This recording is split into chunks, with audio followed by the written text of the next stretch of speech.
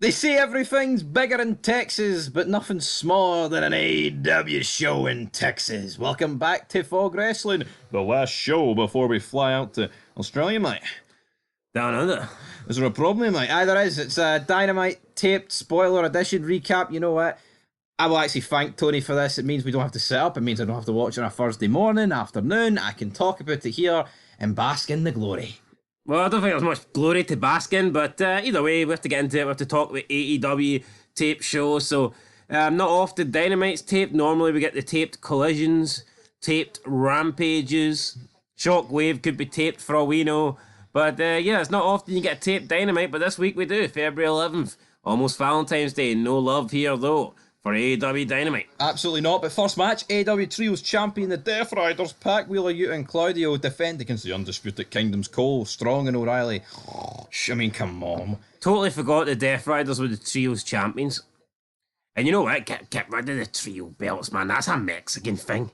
I know, Come on, Tony, man. That's a Mexican gimmick. You're not AAA. You're not CMLL. Just get rid of it, right? Nobody wants Trios championships. No, they need to get in the bin. Garbage. Now, Yuta hits the low blow. I'll be honest though, I'm kind of surprised Triple H hasn't brought out Trios championships. Yeah, he's one step away from that. Yuta, low blows, Cal Fletcher, small package, 1, 2, 3. Death Riders then beat up the Kingdom, and Danny Garcia and a bunch of jobbers run out to clear the ring. Well, I mean, I don't think Danny Garcia should be running it to clear anything. Nah. I mean, by clear the ring, maybe he can clear the ring at the end of the show and help them take it down and things like that. But who's running away from Daniel Garcia? I mean, seriously. No, I don't get though, right? We haven't. Apart from straight men when he's trying to do that thrusting shit with his hips. We haven't read out the rest of this show. See the fact it's taped. Should Tony not be like, let's give them a reason to tune in? They know what happened. The company's dying, and this prick is doing nothing. Nothing substantial. They might do the odd decent thing, but I'm talking about something that's going to get like 1 million people in. This guy is just handing Triple H the first place prize every week. Aye, yeah. You know, WWE shite, and Tony can't say nothing about it. No, and you know what though? It's like it's like AEW, right? Might feel like a fresh company. Is it? We're talking about like near 5.5 years here. See, you go back to WWE and AEW, let's use like a comparison here or whatever. It's like two guys trying to get with a chick, and WWE's the bum, the broke guy, the unattractive guy. But he's showing up to the date. AEW's not even turning up. AEW's not leaving the basement. But see, 5.5. The WWE guy, he's actually he's there. And the AEW are just they're the guys that are sitting playing the PlayStation. Yeah, but see, 5.5 years, right? You put that into 95 when Nitro started. Not many people expected Nitro to beat Raw. Then it did. Could beat them consistently for 83 weeks. A year and a half. Then Raw beat them, right? And then by the time you look at your 5.5 years into the 95 September start date, that takes you to the start of 01. And what happened? WCW was dead. So don't let anyone tell you that 5.5 years ain't a long time. AEW may be a young company in terms of the grand scheme of things, but in terms of the chance that it's had to actually bring viewers in, it's not. They've dropped the ball pretty much on every single occasion. I'm convinced. Don't have the numbers, and I need to add it up. I think that I think Nitro would have beat Raw more over the course of the Monday Night War if we're adding it up just on like a week count. I'd say it probably did, because I believe Raw never got beat again after Mankind won the title. Yeah, but I think before and that gives you 2 solid years, but then before that, it was a wee bit more back and forth at the start. Yeah. But then Nitro did 83. But before Nitro did 83, I mean, Raw was kind of shit. WWE was shit in like 95, 96. It was, but let's talk about something shit. The lights go out as Justin Roberts asked us if we were having a good time. Are you having a good time? I'm having a better time than I would be if I was watching this show. Yeah, so discussing 90s wrestling. Much better. Renee interviews MJF. He knocked Texas and Dustin Rhodes I'm sick of MJF. You want to talk about I'm a guy? just a working man. Your brother's world champion, and you're just living in his shadow like you did your daddy's. Who fucking cares, man? It's the same shit, and to like mix it up, MJF. You know, Huh? I preferred him before he turned face. Just can't buy him. At least back then, he was like, he felt like a legitimate heel because he actually kept his character, and he felt like he was keeping kayfabe alive. But I mean, he fucking had a bromance with him, Cole. And how did that pay off? No. Look at this, though. Our referee is Paul Turner. Did this really need its own paragraph? I mean, come on. I mean, at least if it was El Hebner or something like. Anyway, Samoa Joe and Hook and Katsuyori Shibata taking on John Cruz, Aaron Solo, and Grillo. Grillo? Fuck, I wonder who's going to win this one. I know. I'm going with Grillo. Team Grillo. No, Joe wins it. So there you go. Quick beat down. Joe cuts a promo, basically says that they will hunt everyone down and mess with them in the streets and in the ring. Is this free? Samoa Joe's an overrated bastard. Apparently Christian comes out with his crew. Crowd chanted chicken ass about Christian. He challenged the patriarchy to face them. Trios titles. I mean, who cares? Is Christian not got that envelope? Is Christian not The got briefcase. Aye. Aye. So why does he care about Trios titles? I don't even know what's going on with this That's company, man. beneath Christian. Anyway, Chris Jericho then cuts an interview. I thought I said Batista. Unfortunately, he challenged Bandido to meet him in the ring for a showdown. I don't know if it's going to be like a Mexican standoff because we've seen those promos where Bandido was outside like the old bars, the tumbleweeds passing by. But they need to incorporate it onto in the ring, right? It's all good having Bandido shoot and kill people in vignettes, but if he doesn't do that on the actual show, then what's the fucking point? We get showdown in the ring. Ring of Honor champion Chris Jericho. No Big Bill, no Brian Keefe. What else do we get? We get Brian Keefe attacks Bandido. The Outrunners come down. Big Bill came out carrying a Bandido wanted poster. Powerhouse Hobbs hit the ring. Hobbs nailed a spine buster. Sounds like shite. Doesn't sound like it is. What the fuck are they doing with Chris Jericho? We get backstage. We've got Cope and Jay White. They're teaming up to attack Moxley. Apparently, they steal the briefcase that holds the AEW Championship belt. So there you go. Our next referee is Bryce Remsburg. What is going on here? Backstage, Dustin Rhodes did an interview saying MJF's about to find out why Dustin is the last of his kind. Big reaction to the live promo. They all love Dustin in Texas. Then get Dustin versus MJF. Looks like the referee calls for a stoppage after a crossface. We know the crossface can be a deadly maneuver, especially when Chris Benoit applies it. MJF, though, gets the win. Dustin passes out. I mean, I don't know. Is what MJF beating up one of Jeff Jarrett's old friends? Is this the story here? Is this what's happening? What's actually going on in AEW now with the booking? It's like WWE is so boring, but AEW is just like, it's like so erratic, but it's not a good erratic. It's just shite. That's not great. MJF's going to torment Dustin some more. Hangman hits the ring, faces off with MJF. The brawl with security. Jerry Lynn comes out to stop it. Jerry Lynn. Jerry Lynn, let's be honest, had some good matches with RVD, but this guy was never a draw. This guy was never over.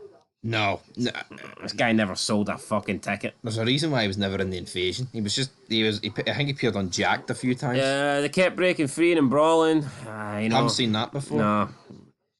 Tony Khan must be copying WWE at this point.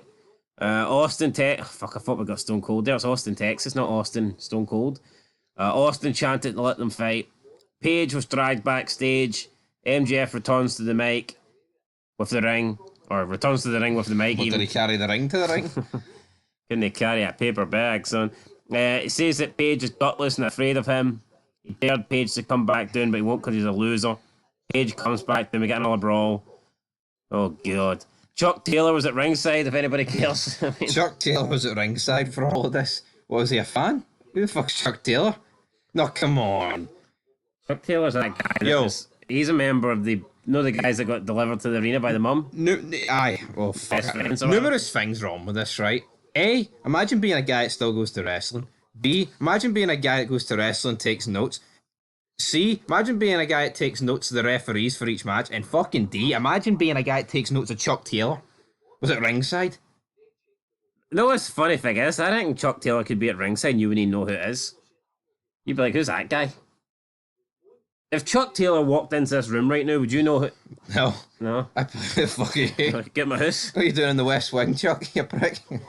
Right, anyway, MJF was... No, but is that not just so shit? No, say in AEW, say you, I think especially with AEW, because I feel like with WWE, we watch it more, right? See in AEW, see if the commentators didn't say who it was, and didn't say who it was in the Titantron, and no graphics appeared, how confident would you be at getting everybody that came out of the whole roster? Less than 50%. What, you don't think you'd get half of them right? Yeah. Oh, I'd get about 80-90% right. I wouldn't be admitting that, mate. Stick to the 50s. Alright. Anyway, partly... So you could point to Chuck Taylor on a lineup. Oh, aye. A lineup of pedos or something? Nah, he's got like a pedo haircut. No, not emo haircut, sorry. A pedo haircut. 40-year-old emo haircut is... He's fucking shite. Anyway. Right, the brawl continues to the back. MGF gets dragged by Paige. Then Paige beats the shit out of security guys. Hell of a way to make a living. I hope there's a medical insurance that comes with that paycheck. A fun, chaotic scene. No need to fear. Our next referee is Rick Knox. Rick from Knox County, Georgia. Backstage, Swerve Strickland was interviewed. My name's Joe Testore. Tonight's SmackDown is brought to you by WWE Butt Buddies. Alright, Joe, reel in. Anyway, Prince Nana was upset. Don't get It's a no for Joe. It's a no for Joe. Prince Nana doesn't like what Ricochet's done. He wants to focus on getting the title back on Swerve. Swerve says that he needs to take care of Ricochet first. Looks like Swerve and Nana aren't on the same page. Couldn't they give a monkey's shit what page was on? No, the blurb, mate. Alright, Megan Payne defeats Maya World. Megan Bain. Payne would sound better, wouldn't it? Max Payne. Actually, I should have clocked on to that because that's Max Payne. That's Megan Bain. That sounds shite. Chris Statlander came out against Penelope Ford. Who won that match? Ooh, Statlander won it, and then Big Bane came back out again, hit an F5 on her. Brilliant. Edge of my seat stuff here. F5, but it's no Brock. Backstage, Renee interviews Willow. She gets attacked by Marina Shafir. Moxley takes up the interview time, and he says that White and Cope are dead men walking.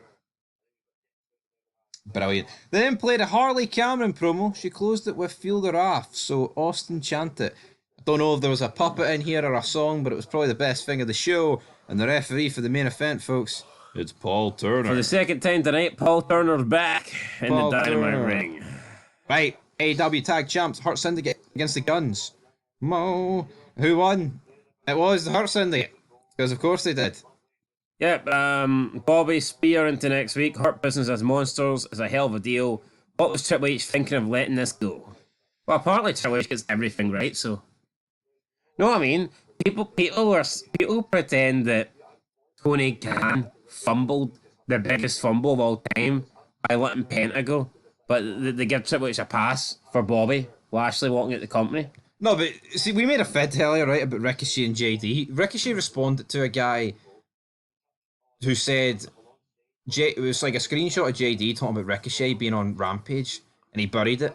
And some guy was like, well, where's the energy for Penta being on main event from JD? And that's why Ricochet called him a bitch. And it's exactly true, though. Where is that energy? Because you know what? Nowhere to be seen. As bad as Rampage was, it was still a more serious show than main event. See if McMahon was in charge, JD from New York would be bitching and crying and cursing at McMahon for putting Penta on main event, hands down. Because Triple H hasn't done it, it'll get spinned. It won't even get acknowledged. His nose feels pretty good lodged up his arse. But see if it gets brought up, they'll spin it.